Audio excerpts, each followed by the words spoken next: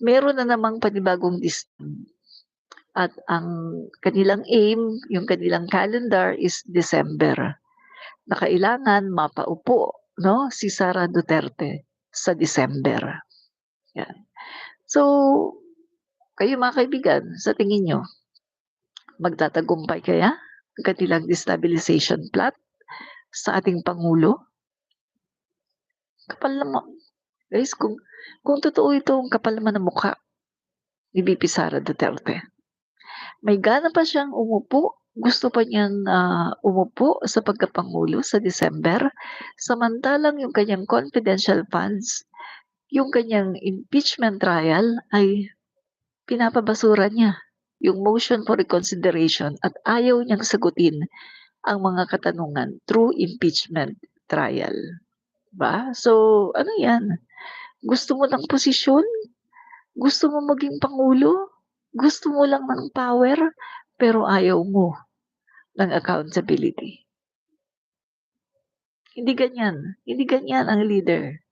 Ang leader dapat lahat i-a-accept mo. Kung gusto mo ng power, dapat dapat 'di ba sumasagot ka sa mga katanungan sa'yo patungkol sa confidential funds. Linisin mo muna ang sarili mo bago ka maghangad na maging pangulo ng Pilipinas sa 2028 or kung kailan mo gusto, 'no? Linisin mo muna ang iyong sarili, 'di ba? So, kita niyo guys, 'no? Actually marami pa siyang ano, marami siyang mga videos, 'no?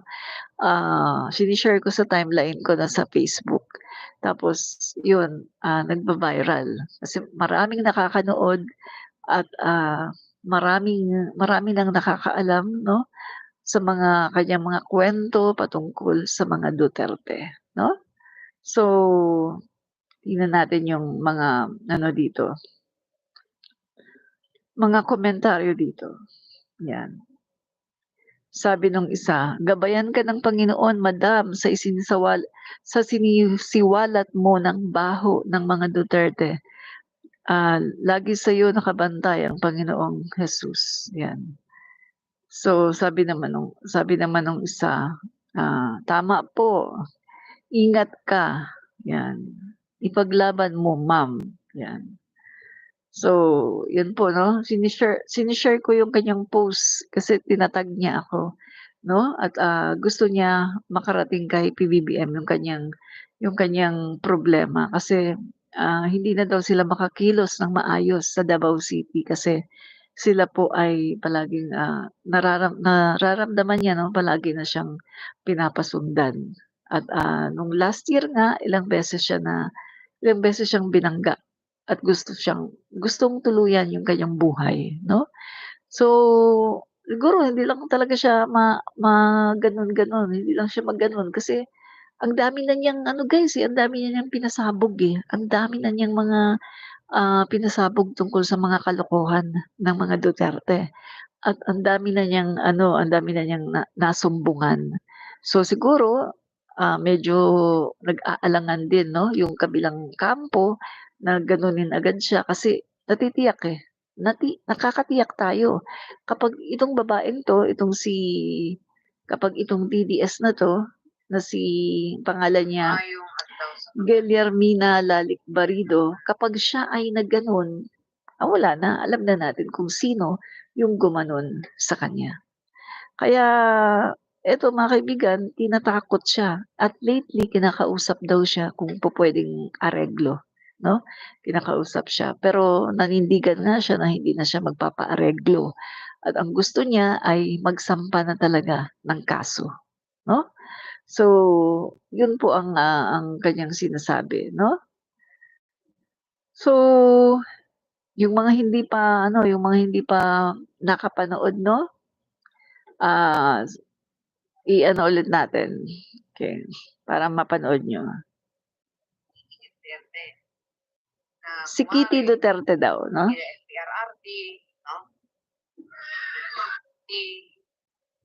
Maayong adlaw sa tanan, no. As you remember, itong Lucha Limlaw, i-forward ko 'to sa lahat ng mga ka-BBM, Ito yon ang nag-announce sa akin 'to, tanginang 'to, na ninang ni Kitty Duterte na kumare nila FPRRD, no? Ni Hanilit, okay? Nila Bongo, itong si Bato, no? Kaya nga, nung time na pagkatapos noon, ako pa yung ginawang mali ng putang ina. Actually, meron rin akong screenshot eh. Na itong Bato na to, nagsabi pa na dapat tuluyan mo. Putang ina mo, subukan Grabe, nyo. no? Senador yan, ha? Baka mas mauna ka. Tang-ina ka. Tapos ngayon, ano-anuin mo si General Torre. Bakit Senador ikaw? yan, ha? Anong ginawa mo nung term nung ikaw ay naging PNP chief? Anong ginawa mo? Diba? Yung mga in-expose dati ni RJ Nieto regarding sa illegal arm deal na nag-issue ka ng blanket authority sa isang sibilyan, sa mga sibilyan. Kahit pa lawyer yun si Bruce Rivera, sibilyan yun. Okay? Tapos yung nahuli itong si Arnie Tevez dati sa drugs, di ba? Inarbor mo, tangina ka. Di ba? Kaya tumigil ka. Nagiging kingkoy ka na lang dyan sa senador eh. Sa Senado eh.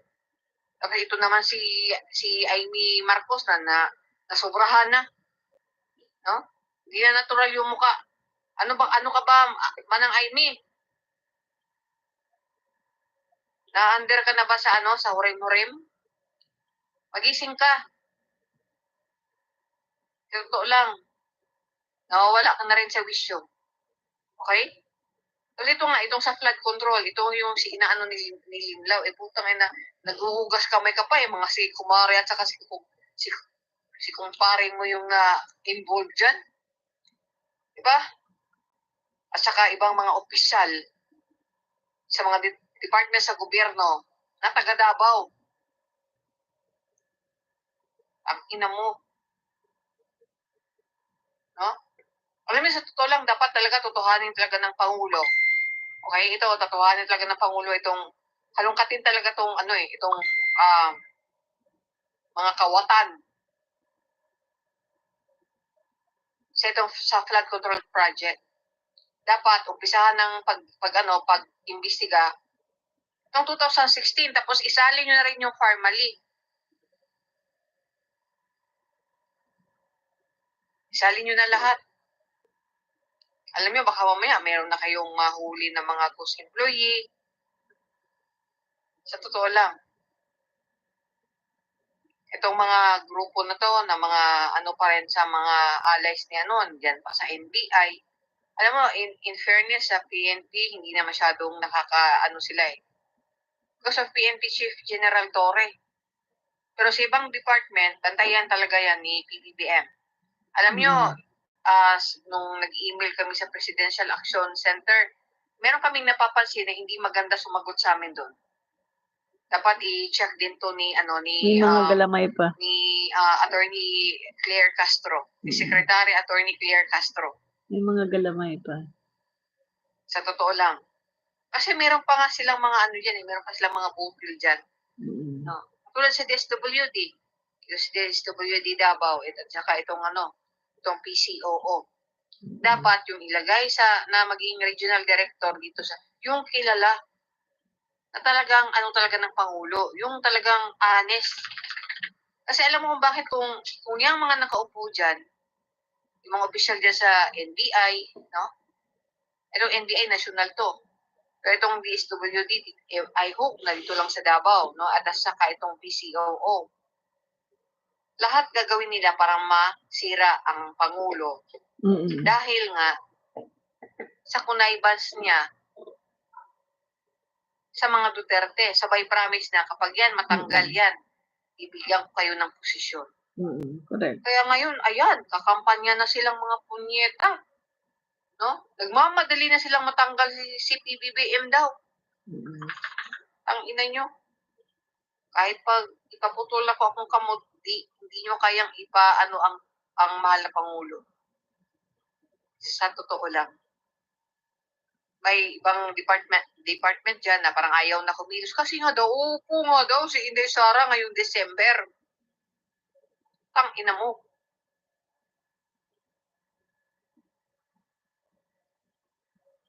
Grabe, ang kakapal ng mga pagmumukha niyo.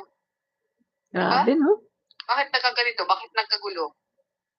Kasi greedy Kakaupo sila, pa eh. lang ng Pangulo, may grupo na ng Kitty Duterte. Greedy kasi sila, eh, Gusto na matatakaw pabagsakin agad si ano. sa Ito kapangyarihan. ring isang grupo na allies ninyo. Nag-uumpisa na. Tapos ngayon,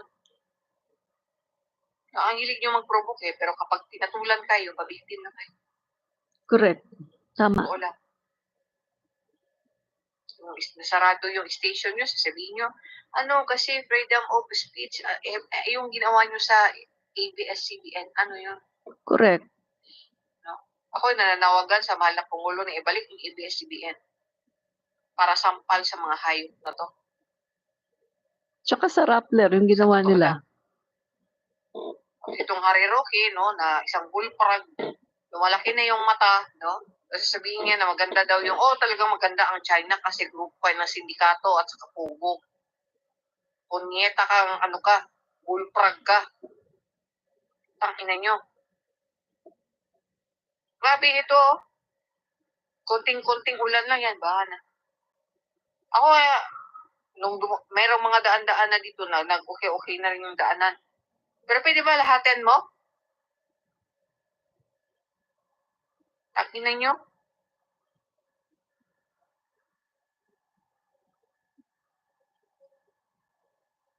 Tapos kunwari, pababaitan na kami, ganito ganyan, no?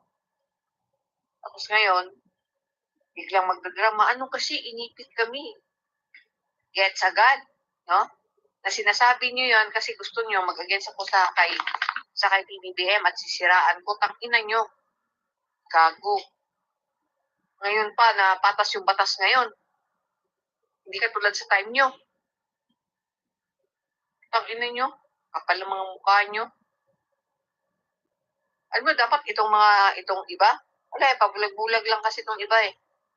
Bulag. Yung lifetime na bobo. Bulag kasi mga DDS. No? Tapos yung mayor dito, no, laging lasing.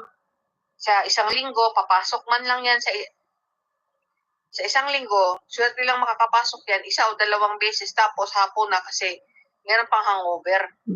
Correct. Yan naman din yung kwento ng mga mga sityo. Wala na. Tapos yung kinausap ako na kung pwede ba daw wala na. Titisin ko to lahat hanggang sa makarating ako sa Pangulo at makafile na ako ng kaso dahil sa lahat ng mga ginawa nyo sa akin. Tangina ka, isa ka pang Kitty Duterte kang putang ina ka. Kawawa ka eh. Alos kasi edad ka lang ng anak ko, pero yung anak ko may manner. May takot sa Diyos. Grabe. Yung pinangretoki mo sa mukha sang galing sa Parmalee. Ang ina mo. Alam nyo naman eh, pinagpipilitan ko yung sarili ko dito. Putang ina mo. Si Ninong mo at saka si Bungo ang nagpadala sa akin at saka si Binaventura. Hindi ko ginusto dito. Bakit sino ba kayo? Ngayon, alam ko na kung ano yan, sus kaluod. Yan. So, yan po, no? Yan. So, kaluod daw. Nandidiri siya sa inyo. Nakakadiri daw kayo. Diba? Yung galawan nyo daw nakakadiri. Sabi niya. No? So, yan po mga kaibigan, ang katotohanan, no? So, may iba daw na ayaw nang magtrabaho kasi uupo na daw si Sara Duterte sa December. Guys, alam naman natin, 'di ba? Ilang beses na silang destabilization, no? Sa pangulo natin. Kung natatandaan nyo guys, no, pag upo pa lang ng pangulo natin noon, sinasabihan na tayo ng mga DDS na 'yan na, "Oy, mag-enjoy na kayo kasi hanggang June na lang yung yung pangulo nyo." 'Di ba? May sinasabihan na tayo ng mga DDS na ganyan. Tapos nung dumating ang June, wala naman. Mga July o August, ay ano na kayo, iiyak na kayo kasi sa August, si Sara na ang nakaupo. Gano'n sila guys, eh, kasi sa sobrang dami ng kanilang destabilization 'no, sa sobrang dami ng plano nilang destabilization, hindi po sila nagtatagumpay. Kaya hanggang hanggang threat na lang sila, panay na lang sila sabi na, "Oh, sa ano si Sara na ang nakaupo." Pero hindi nangyayari. Maniwala ba kayo na sa December matutupad yung kanilang gustong gawin? Maniniwala ba kayo na mapapatalsik nila ang pangulo? Sa tingin ko hindi nila mapapatalsik ang pangulo, lalo na ngayon na nakikita ng taong bayan, mga kaibigan, na ang pangulo natin nagtatrabaho. Kita mo nga, ngayon nga lang Sunday, dapat ang pangulo natin nasa bahay niya. Dapat nasa bahay niya o nasa Ilocos nagpapahinga, nasa pamilya. Pero nasaan ang pangulo natin? Nandun, nasa Benguet, nag-iinspeksyon ng project, oh, ng mga, guni-guni, oh. Everyday, mga kaibigan, everyday ang pangulo natin may pinupuntahan, hindi lang iisang lugar. Pumupunta siya sa iba-ibang lugar para tingnan yung mga proyekto. Dahil ang gusto ng pangulo natin ayusin yung mga proyektong 'yan. Only in the time of President Marcos na hindi niya pinabayaan itong mga proyekto na 'to. Nung nalaman niya na ganito ang nangyari ay talagang personal na kanyang iniinspeksyon. At ang sabi ng pangulo, hindi siya papayag, hindi siya papayag na aalis siya sa sa sa Malacanang 'no, sa kanyang puwesto na hindi niya naaayos itong mga flood control. Yan ang pangako ng ating pangulo, na talagang aayusin niya ang mga flood control sa Pilipinas. Alam ko mahirap yan mga kaibigan, kasi biruin mo ha, dekada-dekada yan, eh. Panahon pa yan ng ano, ibang naging presidente. Tapos lumala lalo sa panahon ni Duterte. Pagkatapos aayusin lang ng pangulo for 3 years, parang sa tingin ko guys mahihirapan talaga ang pangulo diyan. Pero alam naman natin na ang pangulo natin may political will, 'di ba? Alam naman natin na ang pangulo natin 'pag sinabi niya seryoso talaga. So, maaring maaring mahirapan siya, pero talagang seryoso yung kanyang paglaban dito sa katiwalian ng flood control, 'no? So, kaya sa tingin ko, another failure na naman ang destabilization na gagawin ng kampo ng mga Duterte, 'di ba? Hindi sila magtatagumpay dahil ang pangulo natin ay mahal na mahal ng taong bayan. Eh, sino lang naman ang nagmamahal sa mga Duterte? Trolls. Yan lang naman ang meron sila, eh, trolls sa social media. Binabaha nila ng trolls ang social media. Eh, guys, meron silang kakampi, China. Ang daming ano, eh, ah, troll farm ng China, sobrang dami. Nagbabayad pa mismo ang embassy ng China dito sa Pilipinas, sa Infinitus, para lang mag-hire ng troll farm para ipagtanggol si VP Sara Duterte at para sirain naman ang ating pangulo. Kaya napapansin niyo kahit dito sa aking YouTube channel, ang daming troll farms 'no, ang daming mga trolls na nagkokomento at galit na galit. Maging sa aking Facebook, lalong-lalo na sa TikTok, ang daming troll farms. Yan lang ang kaya nila, troll. Pero 'pag sasabihin mo na totoong tao, wala. Ay yung kanilang ang ano, kanilang ang rally, oh, ginawan lang ng effects 'no, para magmukhang marami. But in reality, anong sabi nung DDS na kaibigan ko, oh, na nagganon na rin, ang sabi niya, parang wala na daw talagang nagmamahal at nakakaalala kay Duterte. Dahil nung pumunta siya sa rally, guys, nung pumunta siya sa rally, 'di ba nakikita niyo sa ano, effects lang daw yun guys. Pero sa likuran walang tao. Kumbaga ginagamitan na lang ng mga effects at saka ng cinematic 'no, para magmukhang maraming tao, but in reality wala daw tao. Kaunting-kaunti ang tao na pumunta sa rally nila. Katulad nung pinakita sa ano yung nagsasalita si VP Sara Duterte sa Dahig, ang konti lang pala ng tao nun, 'di ba? Si Maharlika mismo ang naglabas ng video. Sabi ni Maharlika, "Ayan huwag na tayo ditong maglokohan." Pinakita ni Maharlika yung video na halos walang tao habang nagsasalita si VP Sara Duterte. So mga kaibigan, marami ng nagigising 'no, marami ng mga nagigising mga totoong tao. Marami ng nagigising na mga totoong tao. Sa social media parang marami sila kasi nga trolls. Meron silang troll farm. Pero pagdating sa tunay na buhay, yung mga tunay na tao, wala, wala. Hindi na gano'n mga kaibigan. At ever since naman talaga, hindi naman kasi talaga kilala si VP Sara Duterte.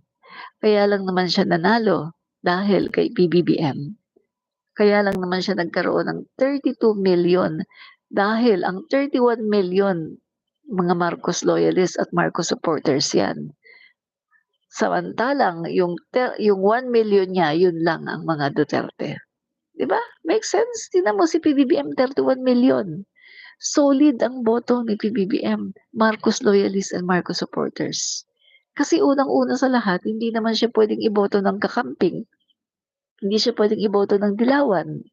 Hindi rin naman siya iboboto ng mga DDS, kasi ang mga DDS ang binoto si Isko Moreno.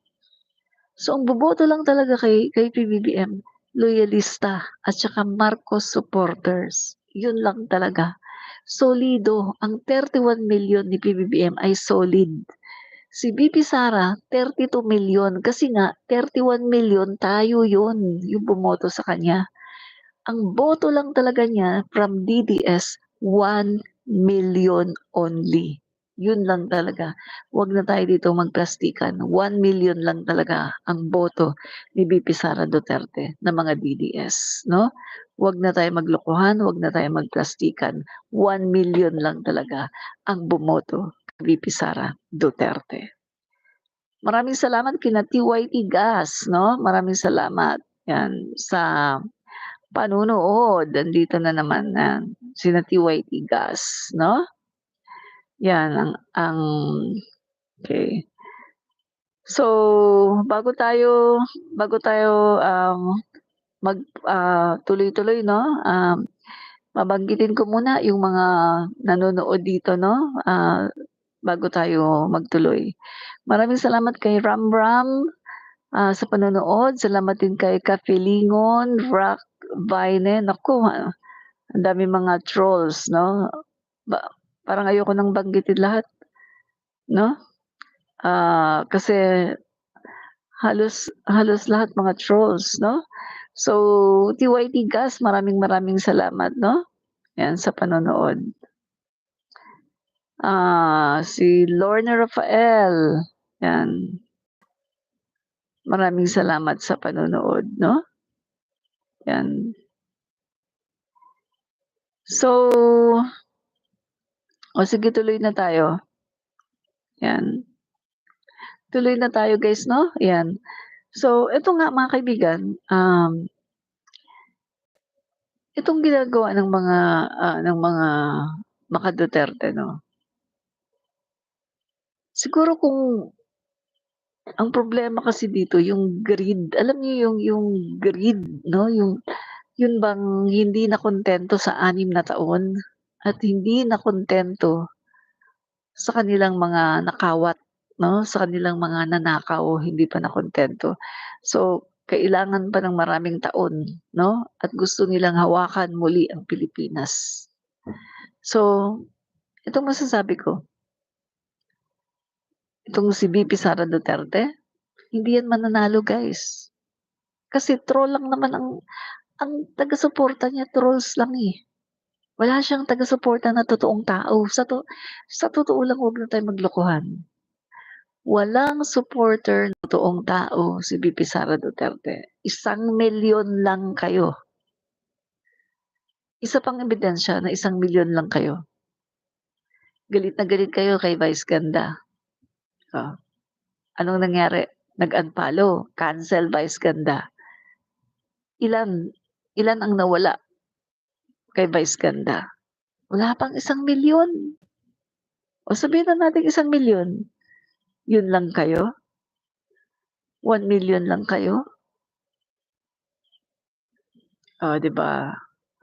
So lumalabas yung katotohanan. Walang tao ang DDS. Wala. Kaya lang nanalo si VP Sara Duterte ay dahil kay PBBM. Pero kung sasabihin mo na may tao ang DDS, wala. Remember 2016, nanalo si Digong dahil sa boto ng Marcos loyalists at Marcos supporters. Sino naman boboto sa kanya? Taga Davao lang naman siya, hindi naman siya kilala. Kaya nga 'di ba pumunta siya sa Ilocos Norte, sa bahay ni Apo Lakay. Naglumuhod sa mga Marcos para ikampanya sa mga Marcos loyalists at Marcos supporters. Kinampanya naman. Oh, 'di ba? Kinampanya naman si Digong. Oh. Tapos sinabihan yung mga, "Iboto niyo si Digong." Oh, kinampanya. Yung mga Marcos loyalists naman at Marcos supporters, uto-uto naman. Oh, binoto si Digong. Kasi ginagamit pa ni Digong noon, si Apo Lakay, ginamit niya. Sa halos lahat ng kanyang mga meeting de avance, binabanggit niya si Apo Lakay, pinakamagaling daw na presidente, Marcos. Tapos sabi pa niya, yung kanyang biyayang dagat, yung kanyang masagana 99, okay yun, maganda yun kasi ganito ganyan. Oh. Palagi niyang binabanggit, palagi niyang ibinibida si Marcos Sr. Oh, nauto naman ang mga loyalista, ibinoto siya. Kaya nagkaroon ng isang Duterte na pangulo. Pero kung hindi siya sinuportahan ng mga loyalista at ng Marcos supporters, natitiyak ko, pupulutin siya sa kangkungan. Ang mananalo ay sina Grace Poe. Hindi mananalo si Duterte. Kaso sinuportahan lang siya ng mga Marcoses at ng mga Marcos loyalists at Marcos supporters. Kaya nanalo si Duterte. Pagkatapos nung nanalo, ang yabang. Hindi man lang tumanaw ng utang na loob, no? Hindi man lang nag-alok kay PBBM na, ay, Bongbong, mag-ano ka na lang, Department of Agriculture. Oh. Yung pakonsuelo kasi binoto siya. Binoto siya ng mga Marcos loyalists at Marcos supporters. Pakonsuelo. 'Di ba? Pero wala eh. Wala siyang utang na loob sa mga Marcos na kaya naman siya naging presidente. Hindi naman siya kilala eh. Wala guys, hindi siya kilala. Ako nga eh. Kami taga Mindanao kami ha, taga Mindanao. Hindi namin siya kilala. Sa totoo lang guys, no? Hindi ako nagbibiro. Taga Mindanao kami. Ha? Misamis Oriental. Pero hindi namin kilala si Duterte. Kasi nag-migrate kami sa Manila eh. So hindi namin siya kilala. Pero pag sinabi mong Marcos, kahit maliit na bata, kilala ang Marcos. Dahil, my God, 1965 naging Pangulo na. 1965 pa lang, Pangulo ng Pilipinas. Marcos na. Hanggang 1986. At sabi ko nga sa inyo eh, congressman pa lang noon si Apo Lakay, meron ng mga maka-Marcos. Senador pa lang siya, meron ng Marcos loyalista. Eh ang Duterte, wala, hindi sila kilala. Hindi kilala ang mga Duterte. Para lang silang tae na biglang, umalingasaw at nag-ingay at nakilala dahil yan sa mga Marcos. Pero wala silang utang na loob. 'Di ba? Yan ang katotohanan mga kaibigan. Katotohanan na hindi matanggap 'no, ng mga DDS. Hindi kilala mga kaibigan, hindi kilala si Duterte. Kami mismo makakapagpatunay, taga Mindanao kami, Misamis Oriental. Kami lang ang during that time kami lang ang nag-migrate. Sa lahat ng mga kapatid ng magulang ko, kami lang, ang pamilya lang namin ang nag-migrate sa Manila. Lahat ng pamilya namin nasa Mindanao. Lately lang naman na merong nag-abroad o pumunta sa Manila, lately lang 'no. Pero kami ang nauna. Kami talaga yung, nauna na pumunta ng Maynila. Hindi namin kilala si Duterte. Kaya nung sinabi, "Ay taga Davao daw 'yan." Taga Davao ba? Mayor daw 'yan, eh, mayor. Mayor ba 'yan? Eh, sige research, sino ba si Duterte? Tapos nalaman namin, ay si Duterte ganito daw, ganito. Ay gano'n ba? Tapos pinapanood sa TV. Ay nagmumura. So ayaw namin ng gano'n, na hindi disente. Ayaw namin ng gano'n na hindi disente at, parang hindi mo maipagmamalaki. Hindi mo hindi mo maipagmamalaki sa international community, Duterte, 'no? So, ayaw namin. Pero sinuportahan ng Marcoses, 'di ba? Naalala ko no'n meron pang, tinatawag na ALDAB, 'di ba? Alyansang Duterte Bongbong. ALDAB, pinagtatambal sila kasi nga si Senator Miriam, Defensor Santiago no'n malala na yung sakit. So, pinagtatambal din 'no, may mga loyalista na ipinagtatambal itong si Duterte at saka si BBM. Gumawa sila ng group ALDAB, Alyansang Duterte at Bongbong. 'Di ba? Ang nagdala kay Duterte